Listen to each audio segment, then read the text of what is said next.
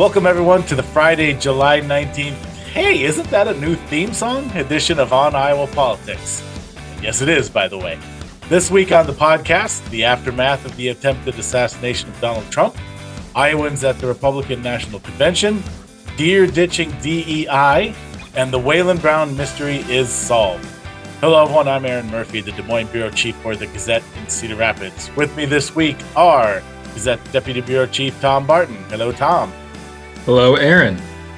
Lead Des Moines Bureau Chief Caleb McCullough is here. Hello, Caleb. Good afternoon, Erin. We have Sarah Watson of the Quad City Times. Hello, Sarah. Hello, Erin. And finally, Jared McNett of the Sioux City Journal. Greetings, Jared. Milwaukee is where we were before we came here, Erin. I don't know the reference, but I love any Milwaukee reference. That's some George Jones and Tammy Wynette. Oh, nice. You know, Milwaukee is an Algonquin name, which translates to the good land. Learned that from Wayne's World and Alice Cooper. Let's start this week by closing the loop on the discussion we had last week. On last week's episode, we noted the sudden retirement of Iowa Senator Waylon Brown, and we puzzled over why Brown might resign from the Senate, having just gone through a competitive Republican primary election campaign.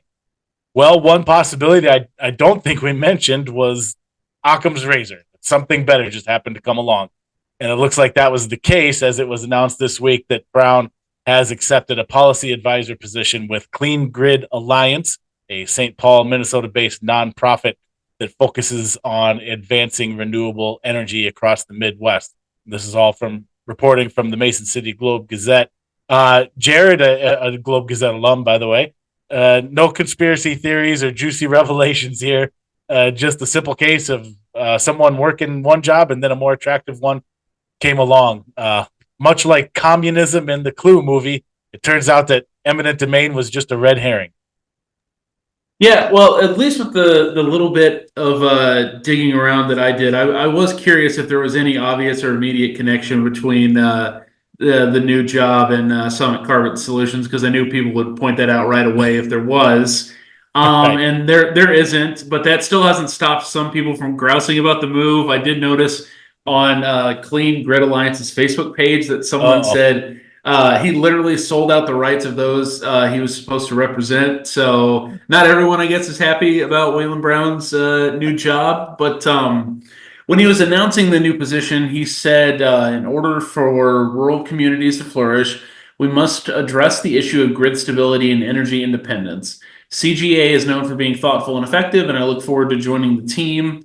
And yeah, as you talked about a little bit in the intro, Erin, when he resigned last week, about a month after he won his heavily contested primary, there wasn't any reason given for the move. Right. And when you don't give a reason for something like that, that's when a lot of speculation just fills the vacuum.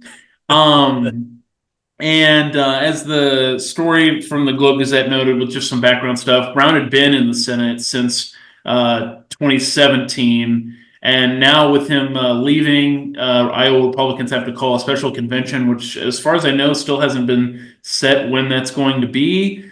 And they'll select a new nominee to take Brown's place on the ballot. Doug Campbell, who challenged Brown last month, has already said he would step up. And then Democrat Rich Lawrence is also running for the seat and would face whoever comes out of the convention. One reason for some of that speculation, as the Globe Gazette story noted, and as we talked about last week, Brown had been favorable toward carbon capture pipelines during his time in office. He wrote some guest columns about it, including for the Des Moines Register, where he called on farmers to take the opportunity to pivot toward renewable resources. And he was, as we've noted in previous podcasts, he was seen as the de facto roadblock on eminent domain legislation in the Iowa Senate. It was, those bills were typically assigned to his committee, and they didn't advance, which, when that happens 99 times out of 100, is because the committee chairman didn't want them to advance. So that's the background. Yep. If you're new to this story. So it was interesting sorry, go ahead, Jared. No, and of course, the other thing that came up too was the timing vis-a-vis the recent ruling from the Iowa Utilities Board related to the pipelines too. So, The Iowa Utilities Commission, Jared. excuse me, the Iowa Utilities Commission. You can't tell a state agency without a program these days.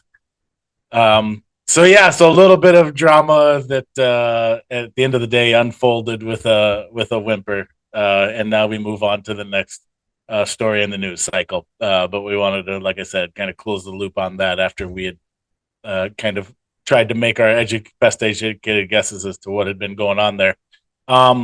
So let's move on now to the national stage, where obviously the dominant topic is the attempted assassination of former President Donald Trump at a rally last week in Pennsylvania. Shortly after this podcast, well, that was the rally Friday night. I know it was after the podcast. Was the rally Friday night? Saturday night. Yeah. Trump escaped with only a wounded ear, but one person who attended the rally was killed and two more were critically injured. In the early days of the investigations into the assassination attempt, some troubling details have already emerged about how the shooter was able to move around in plain sight and make it to a spot so close to Trump on that rooftop, only about 150, 160 yards away. Among the many, many people calling for information from federal agencies, including the Secret Service, is Iowa's own U.S. Senator Chuck Grassley. Caleb, you wrote this week about what Chuck Grassley is asking for, and he had a letter that included some pretty pointed criticism of those agencies. Fill us in on that. Yeah, so a lot is obviously changing very fast on this, and even between when we're talking now and when this podcast airs, we'll probably find out some new information. But as we record on Thursday afternoon here, yep, yeah, good point. But these letters came out on Tuesday, so we've even learned some things since then. Or they were sent on Tuesday. Grassley called on the Secret Service to provide full accounts of their communication with other law enforcement agencies during the time of the rally and anything relating to the rally, and to report everything they knew about potential threats to Donald Trump before he took the stage on Saturday, and just kind of a very comprehensive request for all pieces of information that they have and could have related to the rally. And he, in this letter said that their lack of information from the Secret Service and from the Department of Homeland Security has been unacceptable, and that it, quote, owes the American people a full and complete transparency on how that gunman was able to even get so close to Trump in the first place. And then he sent similar questions and letters over to the FBI and DOJ.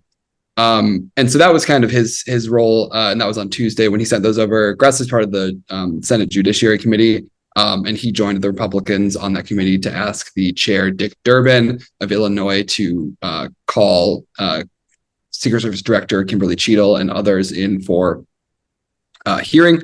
The House has already called her and others in. Jim Jordan of the House Oversight Committee issued a subpoena. And Speaker Mike Johnson and some other high-ranking House Republicans have already called on Kimberly Cheadle to resign in the wake of this situation.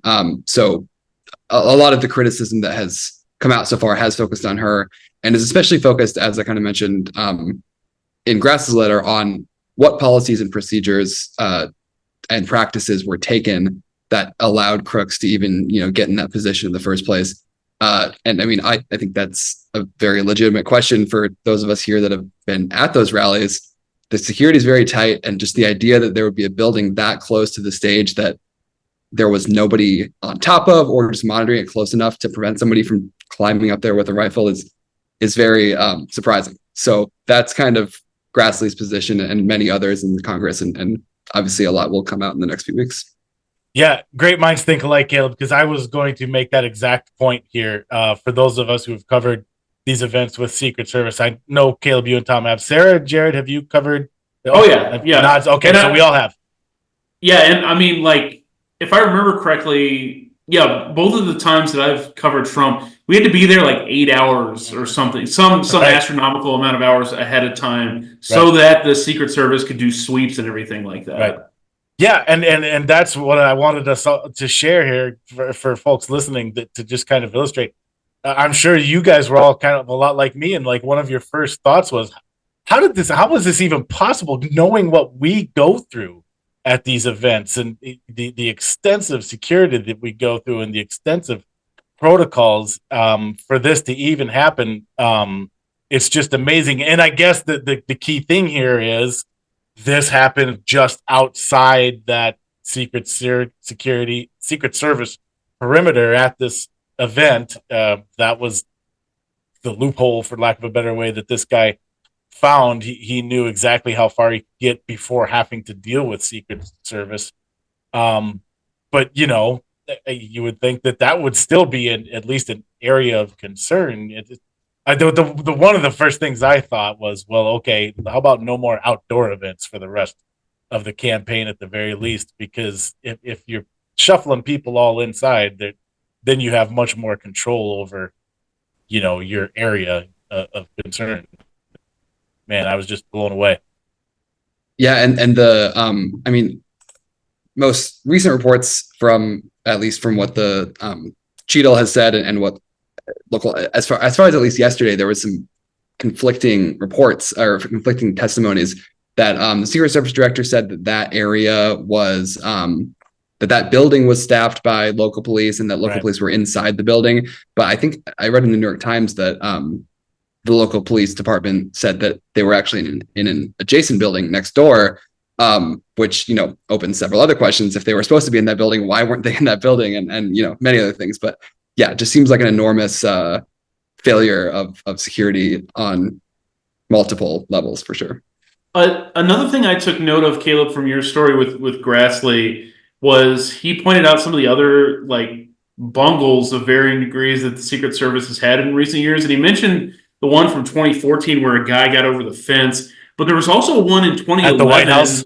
Yeah, where there was one in 2011 where a guy with an AK-47 got shots off at the White House, which is supposed to be one of the most secure places in the country, and the guy was able to fire shots off there.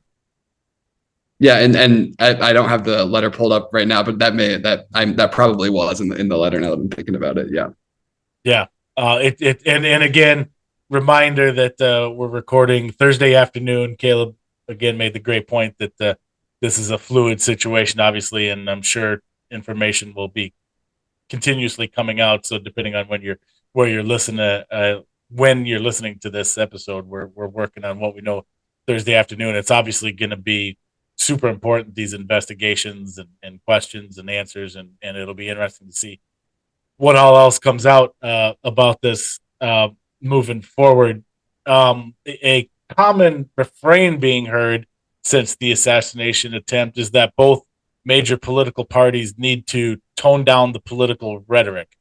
We've heard that a lot in the week or so since the assassination attempt. Such a suggestion came from Republican Party of Iowa Chairman Jeff Kaufman, who Tom Barton interviewed over the weekend just after the shooting. And Kaufman's not the only Iowa official who said that. So Tom, tell us what Jeff Kaufman had to say about this and who else is also chiming in.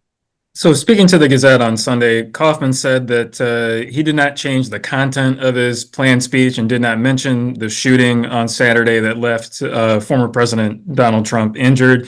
He focused his remarks on highlighting Iowa's first in the nation status, the need for change in the White House and Trump's policy agenda. He said his goal was to represent Iowa and the party in a responsible manner that helps to lower the political temperature rather than further inflame tensions. He said that both political parties should work to lower the political temperature and heated rhetoric in the presidential race, strongly condemn political violence, and avoid inflammatory language or name calling in the aftermath of the shooting. Republican Eastern Iowa Congresswoman Ashley Hinson of Marion on Monday also called for leaders in both parties to de-escalate inflammatory rhetoric following the assassination attempt against the former president. She said that, quote, now is the time for leaders in both parties and really anyone with a platform to tone down incendiary rhetoric and condemn political violence. She wanted to say that politicians, political leaders should rigorously debate policies, but should never let policy disagreements descend into hate for one another or violence in any form. And that rather than letting election year politics further divide us in the coming months, I hope that we will heal as a nation and come together as Americans. I did notice and thought it was somewhat telling after Congresswoman Hinson released that statement. She also posted on social media wishing President Biden that he has a quick recovery and gets well. The president announced yesterday, I believe, that he's sick with COVID, and so I thought that was somewhat telling that in the wake of issuing that statement of trying to I guess for lack of a better term, be more congenial, I guess, in politics, that she went to social media to say that, she was thinking of and wishing the president well as he recovers from his illness. Yeah. And we've heard similar comments about that, and it remains to be seen. I'll confess, a neat analysis right here would be to say whether that has been happening at the Republican National Convention, and I'll confess that I haven't been paying super close attention to the convention. Is anybody else? I mean, yeah, it depends on who the person is, who you've been listening to, which speeches you've been catching, but some people have continued kind of their attacks on Biden and Democrats, warning that they're endangering the country, that with Biden's leadership and with his administration's policies and with policies and legislation that congressional Democrats are supporting, they argue that they've made the country less safe. Obviously the big kind of rallying cry in the big issue that Republicans have been pushing in this election cycle has been focused on immigration and border security and going after President Biden and his administration over their immigration policies and issues. And so, you've heard a lot of that during the convention about Biden and Democrats are making this country less safe. They're endangering Americans. They're endangering your children. You heard Iowa Attorney General Brenna Byrd talk on, was it Tuesday or Wednesday? Caleb, help me out here. Tuesday, thank you. Talk on Tuesday along those lines, focusing very much on safety and arguing that Democrats want to defund the police. Trump supports law enforcement. Republicans back the blue. Claiming that there has been a rise or an increase in crime in the country, which I think is not true. Just in terms of the country as a whole, I think the FBI has released statistics and information that have shown that violent crime in the U.S. has actually decreased. However, you probably have seen, isolated increases in maybe specific cities and, metropolitan communities in the country. But again, as a whole, if you look at FBI data, violent crime on the decline, excuse me. With some of the most recent reporting, the case for political rhetoric being a main driver of this guy's assassination attempt doesn't seem incredibly strong right now. Because there have been stories saying that the shooter had looked up dates for the DNC and had photos of Trump and Biden and the attorney general and the FBI director on his phone, and had also been searching for major depressive disorder. And they did the thing, New York Times did the thing where they talked to some of his classmates and they talked about him as being solitary and avoiding being teased by his classmates. So when you start to hear those kind of details, your mind really drifts more toward a school shooter type of situation as opposed to someone with very specific political grievances. That's what I was gonna say too, that it seems like as more information comes out, we don't know yet all of the whether political rhetoric motivated the shooting, but obviously like still a noble goal to like tone down the rhetoric and be more congenial. Very Certainly noble I goal don't indeed. think that will make things worse No, by any means, but Did you say quixotic or noble? I missed it there, Sarah. Goal to tone down political rhetoric. noble. Yeah. That's a great point. And in fact, and forgive me for not being able to remember the source, and I can't cite it, but I read something today that among the latest analyses is that they couldn't determine any political leaning one way or the other. They didn't appear to be a politically, motivated individual at all, much less And like this. Yeah, and reportedly a registered Republican who I think gave a small amount, I think $15 to a progressive political action group when either the day that Biden was sworn into office or somewhere around that time. So yeah. Again, like I said, that's all interesting stuff that we're going to learn about this, and that's a good point. And Sarah makes a fair point. It would be nice to still use the moment to take that opportunity. I hate to be cynical, jaded journalism guy. We'll see how long that goal remains for of mind. I know where I would place my hard-earned paycheck if I was asked to wager it. It is weird to think that like how long this will stay in the news cycle for, because like we just have so many more prominent shootings. Like if this had been a thing like 20 years ago when like Bush was president or something like that would be like front page every day for probably weeks and weeks. And now I wonder how much longer it's even going to stay in the news stream for. No, I've had that same question. I agree. It's going to be interesting to see. And I did, I was talking to someone about this recently, and I said, is it going to fall off just like literally everything else does? We're aghast about something, or something is an amazing topic, and it's all for about 2 or 3 days of a news cycle, and then we're on to something else. Now, this is a little more unique. Yeah. So that's the only kind of qualifier here. Maybe this is still something that we're talking about and that voters are thinking about one way or the other. I have no idea. I'm going to add that too.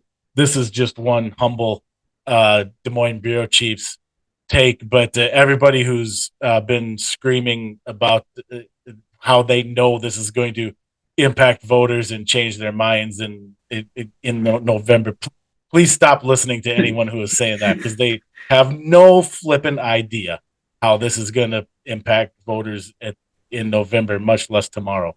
And at least with the minuscule amount of polling that there's been, it hasn't. Like the polling hasn't changed at all. So. Just like it didn't change after the disastrous debate, which, by the way, remember that thing that was the only thing going on? Anyways, moving on. Speaking of that Republican National Convention, there's been a distinct Iowa flavor to some moments throughout. Jeff Kaufman spoke at the event in Milwaukee on Wisconsin. He gave the nominating speech to President Trump on Monday. Iowa Attorney General Brenda Byrd, as has noted, also spoke there. She was elected convention chair. We've already touched on him a little bit, but Caleb, you covered those remarks and stayed up late to watch Brenda Byrd, so let's at least reward you with some time here on the podcast to talk about what they had to say. Yeah, so Kaufman, I think he told Tom this on Sunday that he wasn't going to change any of his speech, and he stayed true to his word. He didn't mention the Trump shooting in his remarks, and kept them focused on the Iowa caucuses and their importance in the nominating process, and also on the Republican agenda. And I think it's kind of funny to know when you talk about unity. His speech had what was not. I would not have call it divisive or really any it wasn't throwing fireballs, wasn't really criticizing too much. But I think I was watching the CNN stream, and the reaction from some of the anchors, just called it fiery and passionate. I forget exactly which adjectives they use, but us who have seen Kaufman speak a few times, I don't think he has really another gear below that. Yes, right, exactly. That's the baseline for Jeff Kaufman. Right. So I think it was funny to see the country be introduced to him. But yeah, so his speech, you can't really be the Iowa GOP chairman and not start your speech with the mention of the caucuses. So he did, and he called them, a lengthy democratic process, which with a profoundly important choice, and said that, Republicans in that contest overwhelmingly chose Donald Trump to be their nominee, and they can, in every state to follow, nearly every state to follow in the primary process, they continued to do that. He said that Trump's message and his agenda and the policies that he's putting forward are not just for Republicans, that they're for all Americans. Said that he kind of gave the sense that the U.S. is I think he said, we've seen better days, but we can blaze a bright future, that kind of thing. So that was kind of his message that day, and gave those remarks to nominate Donald Trump. And then on Tuesday, Brenna Bird came up, and her message and her remarks, it was pretty short, and she focused pretty exclusively on the police issue and the back the blue issue. And she said that Donald Trump would stand with law enforcement, and as Tom mentioned, Democrats defund the police, kind of gave those criticisms. And I think she, in the message of being tough on crime, she said that Republicans put criminals where they belong, in jail. And I think it's important to note there that Donald Trump has been convicted of felonies and is facing other criminal charges as well. But of course, Republicans don't believe that those are legitimate charges, if they're politically motivated. So I'm sure that's the difference there. But yeah, so that is kind of their message, and that was Bird's message, and that was a really common message of that night. It was the "Make America Safe Again" night. So it sounds like Kaufman, for sure, at the very least, heeded his own call to avoid the political rhetoric, right? Like the way you describe it, Caleb, it sounded more like a rah our team speech than and the other team is going to drag us straight into hell kind of speech. He didn't right. do that kind of thing. I don't know the exact wording, but at one point he said, we are, we're I don't know the exact words, but we're challenging Joe Biden not because of surface level or something like that, but because of very serious policy concerns. Is kind of how he worded it, like that. Not saying that we're going to be dragged into the abyss, that kind of thing. Right. Yep. Interesting. And to your point too. Whatever, and this is leaving people to feel how they want to feel about Jeff Kaufman and feel how they want to feel about the Iowa caucuses. But if you consider, as Caleb said, one of the premier job duties of the state party chairs in Iowa is to protect Iowa's first in the nation status. You can't argue that Jeff Kaufman does not do that job 24/7, 365. There is that is just a factual statement. Whether you think that's a worthy goal or not, that's up to y'all, but just from that approach, there's no doubt that is always on his mind and always in his job performance. All right, a little bit politics adjacent here. We'll finish off this week. John Deere announced that it is essentially, I'll shorthand it and let Sarah Watson describe it in more detail, severing ties with DEI programs, diversity, equity, and inclusion.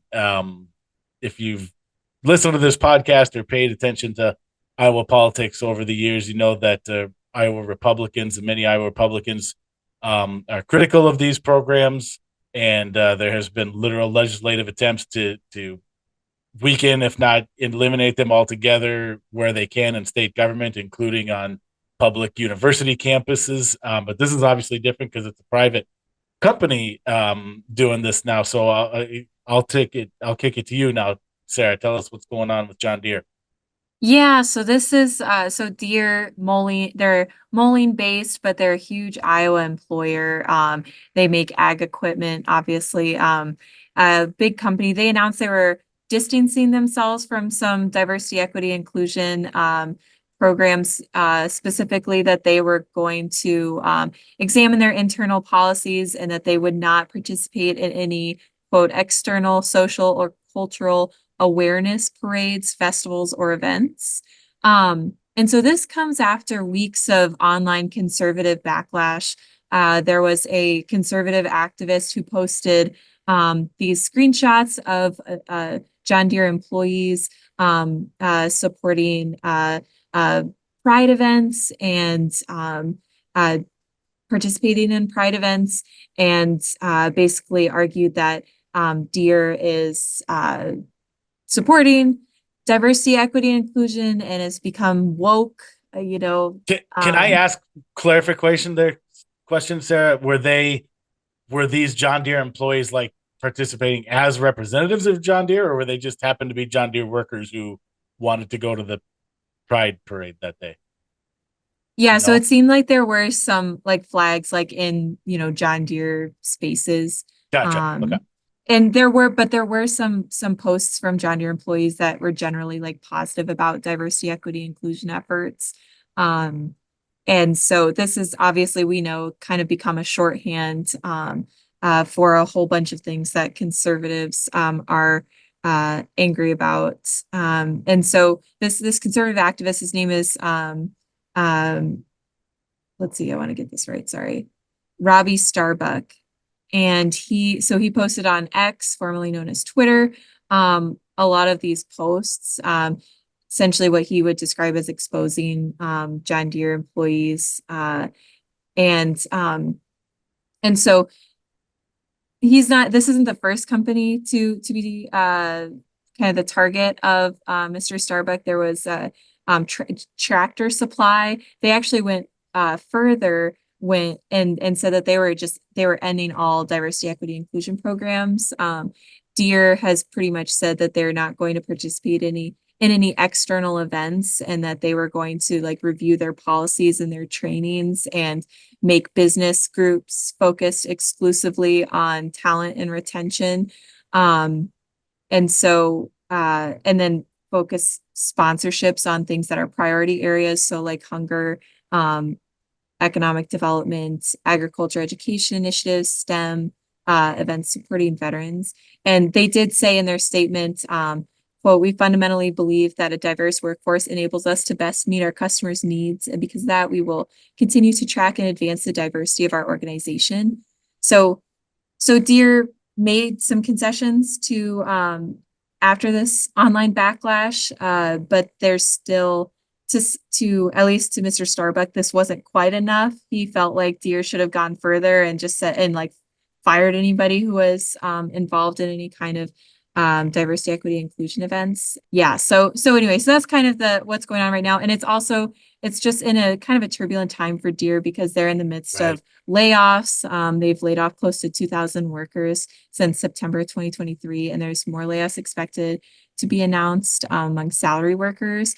And also like last month, Deere, the federal government ordered Deere to pay about $1 million in back wages to Black and Hispanic workers who they say were disadvantaged or discriminated against in the hiring process. So I thought it was significant, and I wanted to talk about it on the Politics podcast because this feels like kind of a shift in corporations and companies kind of responding to this political pressure on the conservative side of things.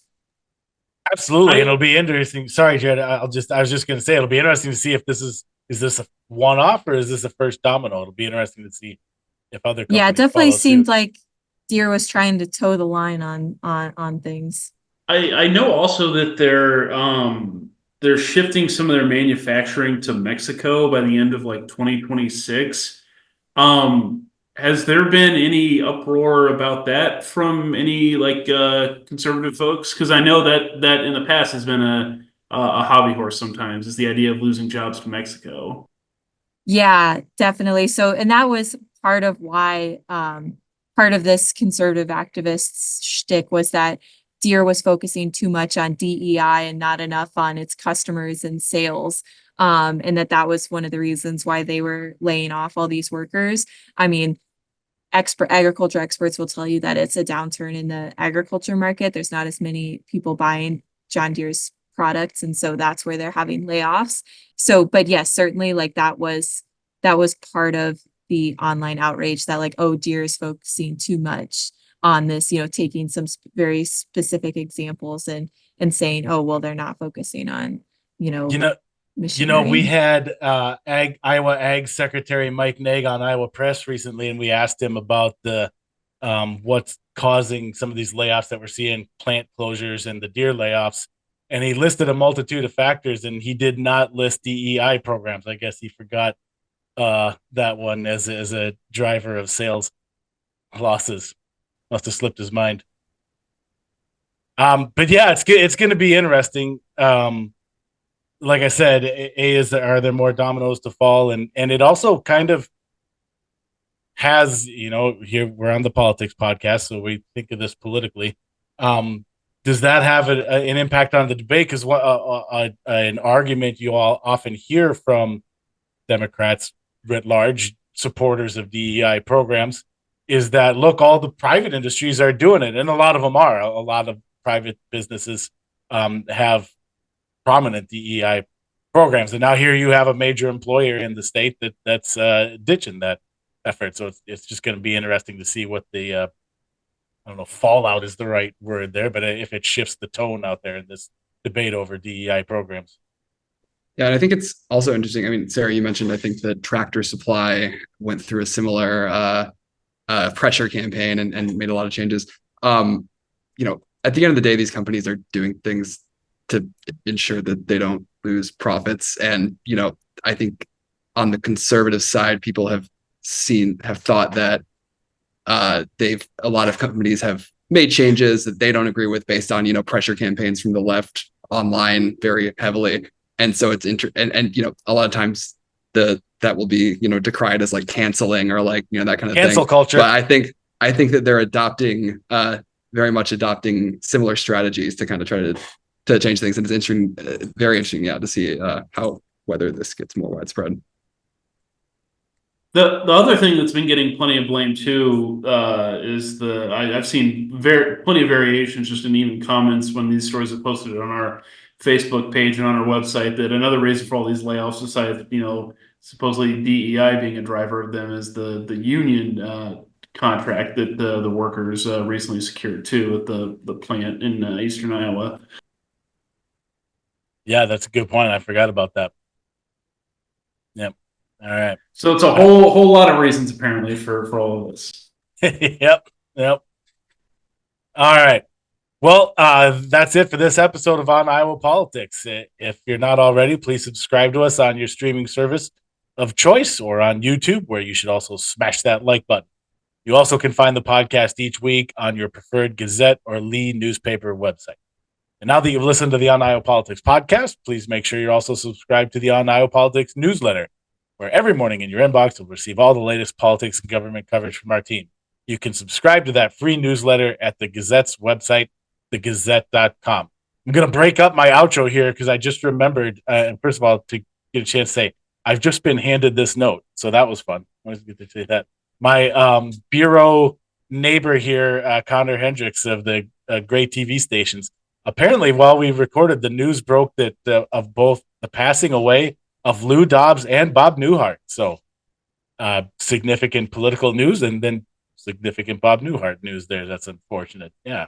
All right, now to finish the outro, and a reminder that don't forget that the work of everyone you heard here today can be found on the pages and websites of the Quad City Times, Muscatine Journal, Cedar Rapids Gazette, Waterloo Cedar Falls Courier, Mesa City Globe Gazette, Council Bluffs Daily Nonpareil, and the Sioux City Journal. For Tom Barton, Caleb McCullough, Sarah Watson, Jared McNett, and our producer Bailey Cichon, I'm Erin Murphy. Thank you for joining us.